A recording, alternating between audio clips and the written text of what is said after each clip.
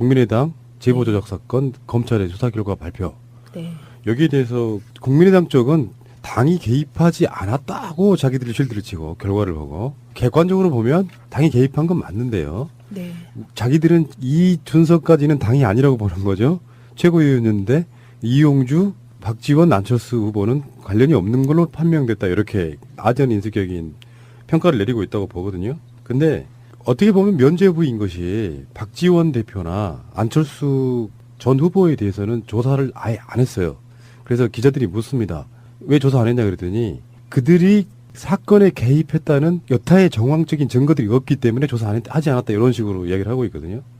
직접 조사하지 않은 것은 뭐 어떻게 보십니까? 조사를 안 한 거죠. 이제 못한 게 아니라. 이게 이전 정권이면 조사를 못했을 거예요. 정치적인 어떤 뒷거래에 의해서 지금은 조사를 안 했다고 볼 수밖에 없고요. 그리고 저는 이제 이 과정을 보면서 느낀 게 안철수 후보 잘라내기를 하나? 이런 생각을 했어요. 어떤 의미에서요? 지금 구속된 사람 3명은 전부 안철수 후보 사람들이에요. 그렇지. 네, 그래서 보면서 흐름을 보면서 안철수 후보에게 책임을 묻는구나 이런 느낌을 받았어요. 제 느낌은 그런 거고요. 그다음에 박지원 대표의 경우는 저는 36초간 통화한 부분이라든가 바이버를 통해서 보낸 내용들을 종합할 때 조사해야 된다고 생각했거든요. 근데 이 조사를 안 한 부분은 이해가 잘 안 갑니다. 그래서 이거는 의미 있는 꼬리 자르기 같아요. 그리고 이 사건에 의해서 가장 정치적 타격을 입을 사람은 안철수 후보예요. 지금 이준서를 아무리 부정하려고 그래도 안철수 사람이라고 할 수밖에 없고 이유미도 안철수 사람이잖아요. 그러니까 둘 다 아주 특별한 관계의 사람들이 이제 구속된 거예요. 이 사건으로. 근데 그렇다고 해서 검찰이 그걸 의도적으로 세팅하지는 않았을 것 같고. 모르겠어요. 네. 왜냐하면 저는 그 박지원 대표가 굉장히 이런 부분에 정말 유능한 지나치게 유능한 분이잖아요.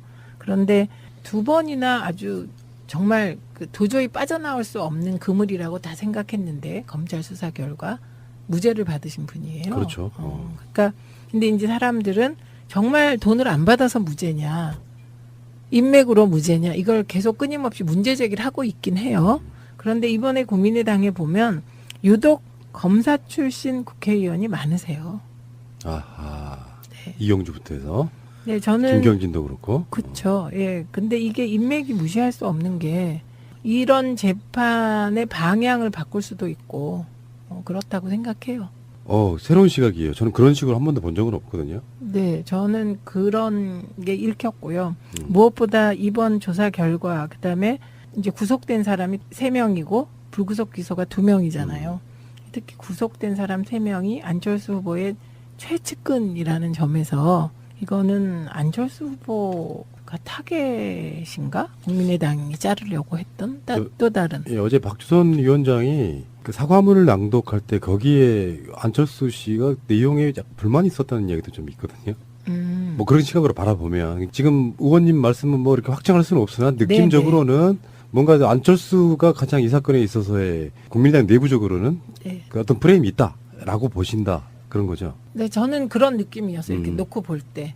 그런데 안철수 후보는 뭐 직격탄을 맞은 거죠. 왜냐하면 새정치로 출발해서 국민적 지지를 받은 안철수 전 대표가 이제는 최측근이 전대미문에 제보 조작까지 한 상황이거든요. 그렇죠. 네, 이거를 과연 안철수 후보가 헤쳐나올 수 있을까? 그러려면 어떤 게 필요할까? 일단 지금은 잘 안 보입니다. 그러면 이걸 다시 한번 또 연결 한번 해보고 싶어요. 뭐냐면 안철수 지금 복귀 전당대회 출마 여부가 뜨거운 화두인데 안철수 생각을 일단 차치하고요. 그거 자체가 논란이 되는 것은 뭐 주변에서 안철수 측근들이 불을 지필 수도 있다고 생각을 하는데 문제는 그게 지금 아까 말씀하신 대로만 들으면 국민의당 내에서 그거를 충동질하는 사람들 또는 안철수 심리는 그런 만약에 안철수 잘라내기 분위기, 안철수와 이제 선 긋고 가겠다. 독립된 안철수 당이 아닌 당으로 국민당 만들겠다는 흐름이 감진되면 안철수의 측근들은 그것을 반대하는 방법으로 안철수의 복귀를 도모한다. 그런 거에 맥이 다 있는 거죠. 이미 그 지역위원장들이 반 이상의 지역위원장들이 안철수 전 대표의 대표 출마를 요구하는 기자회견을 했습니다. 행동에 들어갔어요. 그러니까 이건 다른 측면에서 보면 국민의당 내부에서 헤게모니 투쟁이 벌어지고 있는 거죠. 근데 워낙 이게 지지율이 5%밖에 안 되다 보니 국민들의 관심이 없는 것일 뿐입니다. 그러면은 안철수의 반대쪽에 가장 누머리는 누구라고 보세요? 거기는 박지원 대표 등이겠죠. 등. 네. 그럼 전당대회에 지금 가장 유력해 보인다는 천정배 정동영. 거기는 그분들은 또 박지원 대표하고 결이 좀 다릅니다. 네. 근데 지금 박지원 대표가 나올 수는 없잖아요. 그렇죠. 왜냐하면 선거에 참패한 지도부인데. 그렇게 따지면은 안철수 씨의 재등판 이것도 말이 안 되는 거고. 네, 저는 상식에 따라 처신해야 된다고 보고요. 그래서 안철수 전 대표가 지금 노원 출마설이 끊임없이 나오지 않습니까? 그건 나가서 떨어지면 뭐 끝이고요. 당선돼도 별 볼 일 없다 이렇게 생각합니다. 이거 정말 모험이겠네요. 네, 모험이고요. 우리가 안철수 대표에게 영남 지역 출마, 부산 출마를 많이 요구했었어요. 그때 저도 기억나요. 그게 맞다. 네, 정말, 그게 네. 예, 큰 정치인이 되는 길이다. 근데 그걸 마다하고 노원으로 갔잖아요. 노원은 당선되기 상대적으로 아주 쉬운 지역이었잖아요. 그러니까 저는 지금 만약에 안철수 전 대표가 노원에 출마해서 당선된다면 그냥 고만고만한 국회의원 몇 선 한 정도로 끝날 거라고 봅니다. 절대로 큰 정치는 할 수 없어요. 당선되기는 힘들 거라고 봐요. 현재 분위기라면. 그렇죠. 근데 그건 또 뭐 결과는 모르는데 당선돼도 별 볼 일 없다 이 말씀이고요. 그러네요. 당선 가능성은 희박하죠. 제가 그런 조언을 개인적으로 말고 방송으로 드린 적이 있는데 정말로 자기가 정치적으로 살아남고 싶다면 때를 기다려야 된다. 이제부터는 언제가 될지 모르지만 그 때를 안 기다리고 잠깐 묻히고 좀 주목받는 것이 좋은 그런 것이 안철수 정치를 계속 갉아먹고 있다. 그 이야기를 지금 엄청나게 하고 있는 것 같아요. 그런 비슷한 이야기들을 아까 말씀하신 그 부산 출마도. 근데 그 마음을 제가 이해를 하죠. 네, 오픈하는 네. 마음을. 저는 이런 말씀이 좀 그렇지만 솔직히 말씀드리면 안철수 후보를 생각하면 마음 한편에 되게 안 된 측면이 있어요. 그건 이제 우리 문재인 대통령과의 경쟁 후보로서 우리가 맞섰지만 지난 과정을 쭉 돌아보면 어떤 지점이 있냐면요. 2010년에 문성근 선배를 모시고 문성근 선배와 국민의 명령 통합운동을 시작하고 그럴 때 다른 한편에서 안철수 교수가 청춘 콘서트를 계속했습니다. 그랬죠. 그래서 이거 언론의 주목을 받는 언론을 통해서 젊은이들에게 무엇인가를 얘기해주고 자기는 새누리 세력의 확장을 반대한다를 분명히 해줬기 때문에 그 2010년의 상황은 어떻게 보면 되게 암담했어요. 어디가 암담했냐? 국민들은 노무현 대통령 돌아가시고 마음속에 뭔가가 꽉 차 있었는데 진보 보수 가릴 것 없이 야당이 세가 되게 약했고 문제의식이 크지 않았거든요. 네, 그런 상황에서 이제 안철수 교수가 계속해서 청순 콘서트를 하면서 미래를 얘기했거든요. 그리고 이제 문성근 선배는 바닥에서 야권 지지자들을 이렇게 막 모으기 시작했어요. 객관적으로 보면 그 두 개의 흐름이 시너지 효과를 내고 있었던 거예요. 예, 바닥이 이렇게 저렇게 바뀌고 무당층이 정치에 관심을 갖게 된 거예요. 안철수 교수로 인해서. 그리고 이런저런 우여곡절 끝에 박원순 시장의 당선에 결정적인 기여를 한 분도 안철수고요. 그렇죠. 예, 그래서 이런 것들이 잊어지지 않아요. 그러니까 왜 저는 또 잊지도 않아요. 왜 그러냐면 또다시 안철수 같은 그런 사람이 정치권에 왔을 때 그분이 가야 할 길에 반면교사라고 생각합니다. 그래서 저는 지금도 가슴 아프게 생각하는 거는 제가 문성근 선배랑 우리 팀에서 의논을 하고 안철수 전 대표에게 계속 메시지를 보냈어요. 제가 직접 찾아가기도 했어요. 2번인가 3번 찾아갔어요. 찾아가서 이렇게 하셔야 되고 당신을 지지하는 무당층을 당으로 끌고 들어와야 되고 그래야 민주당이 젊은 정당이면서 개혁적이면서 진보적인 정당이 돼가고 그래야 당신의 자산이 된다. 정치는 나중에 가면 사실은 쪽수 싸움이거든요. 그래서 개파를 만들어서 많은 의원들을 밑에 거느리고 싶어 하는데 앞으로의 세상은 의원을 개파에 소속시키는 게 중요한 게 아니라 당원들이 얼마나 나를 지지하냐가 핵심이 될 거다. 그래서 무당파층을 우리 당에 끌어들여서 당신의 지지 기반으로 하라고 말씀드렸어요. 이런저런 통로로 문성근 선배도 몇 번 만나자고 했고 왜냐하면 좋은 자산이라고 생각을 했어요. 그때까지. 그런데 이제 답이 돌아왔죠. 저도 엄청 실망한 사람 중에 하나고요. 그 대목이에요. 네. 손을 누구와 잡았냐. 무당파층과 국민과 손을 잡아야 되는데 막판에 손을 잡은 건 이제 정치를 너무 오래 하신 우리 당 선배들과 손을 잡고 그 순간 결국은 탈당하는 게 예견되어 있었던 거예요. 그렇죠. 네. 왜냐하면 우리 당이 때로 헤매고 때로 흔들리고 때로 국민의 외면을 받았지만 그 민주당에는요. 야당으로서의 60년 그다음에 여당으로서의 10년의 경험이 있는 그 정통 개혁 진보 세력의 DNA가 흐르고 있거든요. 그 DNA가요. 그렇게 몇 명이 흔든다고 흔들어지지 않습니다. 그렇죠. 예. 그런 이야기를 한 사람들이 있었어요. 그 안철수를 보고 정치판에 스티브 잡스가 오는 줄 알았더니 결국은 이명박이 왔다. 뭐 이렇게 표현하는 사람도 있었고. 안타깝죠. 네. 근데 저는 그거를 다 역동적인 과정으로 보거든요. 스티브 잡스가 될 수도 있었어요. 맞아요. 순간순간의 선택에 의해서. 근데 그 이명박이 되었다는 비아냥을 받는 선택들을 해나가신 거고 그러다가 결국은 최측근이 제보 조작을 하는 사태에 이른 거거든요. 그래서 저는 이게 이제 정치를 같이 하면서요. 그 정치인들은 서로 경쟁하고 상대를 죽이려고 하고 그렇게 생각하시겠지만 그렇게만 하면 정치가 지금까지 못 왔겠죠. 그래서 괜찮은 지도자감이라고 생각하면 음으로 양으로 다 덮게 되거든요. 키워야 되니까.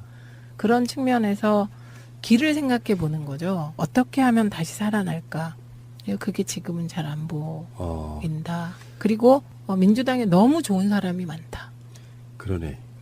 다시 뭐 짧게 복기를 해보면 안철수라는 대선 주자가 필요했던 일부 지역의 고루한 정치인들께서 안철수 의지였건 아니었건 안철수를 충동질해서 야당을 분열시키고 거기서 저는 제가 마지막 손을 딱 놓았거든요. 아, 저 사람들은 대체 안 되겠구나. 저는 김대중 노무현 두 대통령이 준 제 인생의 영향력이 크거든요. 김대중 대통령은 바라지 않았을 거라는 생각이 딱 그 기준이었어요. 당을 새로 만들어 나간다는 개념이. 그러면서 친문 패권 그렇게 뛰쳐나간 거잖아요. 네. 그 후로 이 사람들은 정말 좋은 정치 할 사람들은 아니구나 이렇게 봤던 기억이 나고 어쨌건 안철수 씨는 마지막으로 하나만 여쭤볼게요. 의원님 생각에는 전당대회 출마를 할 것 같습니까? 안 할 것 같습니까? 이건 뭐 정치라는 말씀은 아니지만 느낌적으로 못할 거라고 봅니다. 안 하는 게 상식이긴 한데 네. 그러면 분당하는 건 뭐 상식이었나요? 어떻게 보면 그런 선택들을 해왔잖아요. 근데 저 꼭 분당까지 그러니까 이런 거예요. 분당에 명분이 있었습니다. 그런데 그 분당의 명분도 그 시기 민심의 흐름 하나를 반영하고 있었어요. 제가 선거하면서 느꼈어요. 그러니까 지역구를 뛰다 보면 젊은 층이 왜 내가 민주당을 찍어야 돼요. 그러니까 그때는 이제 안타깝게 제가 좀 더 저를 알리는 데 주력을 했으면 좀 나았을 텐데 그냥 당으로 보는 거니까요. 민주당도 거대 정당이고 사실은 보수 정당 아니야. 그리고 새누리당하고 무슨 차이가 있어 너네 당이. 이런 분위기가 젊은 층 사이에 광범위하게 있었고 그거를 깰 수가 없었어요. 그러니까 양대 기득권 정당으로는 갈등이 심해져서 싸움이나 해서 이게 이제 제3정당이 필요하다. 이 갈등을 조정할 수 있는 새로운 지대에. 이것까지는 괜찮은 생각이었어요. 근데 그 방식이 누구 하냐. 여기서 깨졌다고 봅니다. 뭐 그런 시각으로 바라보면 지금 의원님 말씀은 뭐 이렇게 확정할 수는 없으나 느낌적으로는 뭔가 안철수가 가장 이 사건에 있어서의 국민의당 내부적으로는 네. 그 어떤 프레임이 있다라고 보신다 그런 거죠. 네, 저는 그런 느낌이었어요. 이렇게 놓고 볼 때. 그런데 안철수 후보는 뭐 직격탄을 맞은 거죠. 왜냐하면 새정치로 출발해서 국민적 지지를 받은 안철수 전 대표가 이제는 최측근이 전대미문에 제보 조작까지 한 상황이거든요. 그렇죠. 네, 이거를 과연 안철수 후보가 헤쳐나올 수 있을까? 그러려면 어떤 게 필요할까? 일단 지금은 잘 안 보입니다. 그러면 이걸 다시 한번 또 연결 한번 해보고 싶어요. 뭐냐면 안철수 지금 복귀 전당대회 출마 여부가 뜨거운 화두인데 안철수 생각은 일단 차치하고요. 그거 자체가 논란이 되는 것은 뭐 주변에서 안철수 측근들이 불을 지필 수도 있다고 생각을 하는데 문제는 그게 지금 아까 말씀하신 대로만 들으면 국민의당 내에서 그거를 충동질하는 사람들 또는 안철수 심리는 그런 만약에 안철수 잘라내기 분위기, 안철수와 이제 선 긋고 국민의당 제보조작 사건 검찰의 수사 결과 발표. 네. 여기에 대해서 국민의당 쪽은 당이 개입하지 않았다고 자기들이 실드를 치고 결과를 보고 객관적으로 보면 당이 개입한 건 맞는데요. 네. 자기들은 이 준서까지는 당이 아니라고 보는 거죠. 최고위원인데 이용주, 박지원, 안철수 후보는 관련이 없는 걸로 판명됐다. 이렇게 아전인수격인 평가를 내리고 있다고 보거든요. 근데 어떻게 보면 면죄부인 것이 박지원 대표나 안철수 전 후보에 대해서는 조사를 아예 안 했어요. 그래서 기자들이 묻습니다. 왜 조사 안 했냐 그랬더니 그들이 사건에 개입했다는 여타의 정황적인 증거들이 없기 때문에 조사 하지 않았다 이런 식으로 이야기를 하고 있거든요. 직접 조사하지 않은 것은 뭐 어떻게 보십니까? 조사를 안 한 거죠. 이제 못한 게 아니라. 이게 이전 정권이면 조사를 못했을 거예요. 정치적인 어떤 뒷거래에 의해서 지금은 조사를 안 했다고 볼 수밖에 없고요. 그리고 저는 이제 이 과정을 보면서 느낀 게 안철수 후보 잘라내기를 하나? 이런 생각을 했어요. 어떤 의미에서요? 지금 구속된 사람 3명은 정말 도저히 빠져나올 수 없는 그물이라고 다 생각했는데 검찰 수사 결과 무죄를 받으신 분이에요. 그렇죠. 그러니까 근데 이제 사람들은 정말 돈을 안 받아서 무죄냐, 인맥으로 무죄냐 이걸 계속 끊임없이 문제 제기를 하고 있긴 해요. 그런데 이번에 국민의당에 보면 유독 검사 출신 국회의원이 많으세요. 아하. 네. 이용주부터 해서 네, 저는 김경진도 그렇고. 그렇죠. 예. 근데 이게 인맥이 무시할 수 없는 게 이런 재판의 방향을 바꿀 수도 있고 그렇다고 생각해요. 새로운 시각이에요. 저는 그런 식으로 한 번도 본 적은 없거든요. 네, 저는 그런 게 읽혔고요. 무엇보다 이번 조사 결과 그다음에 이제 구속된 사람이 3명이고 불구속 기소가 2명이잖아요. 특히 구속된 사람 3명이 안철수 후보의 최측근이라는 점에서 이거는 안철수 후보가 타겟인가? 국민의당이 자르려고 했던 또 다른. 예, 어제 박주선 위원장이 그 사과문을 낭독할 때 거기에 안철수 씨가 내용에 불만이 있었다는 이야기도 좀 있거든요. 하겠다. 독립된 안철수 당이 아닌 당으로 국민당 만들겠다는 흐름이 감진되면 안철수의 측근들은 그것을 반대하는 방법으로 안철수의 복귀를 도모한다. 그런 거에 맥이 닿아 있는 거죠. 이미 그 지역위원장들이 반 이상의 지역위원장들이 안철수 전 대표의 대표 출마를 요구하는 기자회견을 했습니다. 행동에 들어갔어요. 그러니까 이건 다른 측면에서 보면 국민의당 내부에서 헤게모니 투쟁이 벌어지고 있는 거죠. 근데 워낙 이게 지지율이 5%밖에 안 되다 보니 국민들의 관심이 없는 것일 뿐입니다. 그러면은 안철수의 반대쪽에 가장 누머리는 누구라고 보세요? 거기는 박지원 대표 등이겠죠. 등. 네. 그럼 전당대회에 지금 가장 유력해 보인다는 천정배, 정동영. 거기는 그분들은 또 박지원 대표하고 결이 좀 다릅니다. 네. 근데 지금 박지원 대표가 나올 수는 없잖아요. 그렇죠. 왜냐하면 선거에 참패한 지도부인데. 그렇게 따지면은 안철수 씨의 재등판 이것도 말이 안 되는 거고. 네, 저는 상식에 따라 처신해야 된다고 보고요. 그래서 안철수 전 대표가 지금 노원 출마설이 끊임없이 나오지 않습니다. 뭐 안철수 후보 사람들이에요. 그렇지. 네, 그래서 흐름을 보면서 안철수 후보에게 책임을 묻는구나 이런 느낌을 받았어요. 제 느낌은 그런 거고요. 그다음에 박지원 대표의 경우는 저는 36초간 통화한 부분이라든가 바이버를 통해서 보낸 내용들을 종합할 때 조사해야 된다고 생각했거든요. 근데 이 조사를 안 한 부분은 이해가 잘 안 갑니다. 그래서 이거는 의미 있는 꼬리 자르기 같아요. 그리고 이 사건에 의해서 가장 정치적 타격을 입을 사람은 안철수 후보예요. 지금 이준서를 아무리 부정하려고 그래도 안철수 사람이라고 할 수밖에 없고 이유미도 안철수 사람이잖아요. 그러니까 둘 다 아주 특별한 관계의 사람들이 이제 구속된 거예요, 이 사건으로. 근데 그렇다고 해서 검찰이 그걸 의도적으로 세팅하지는 않았을 것 같고.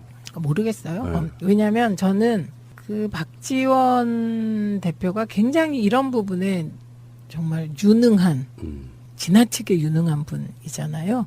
그런데 2번이나 아주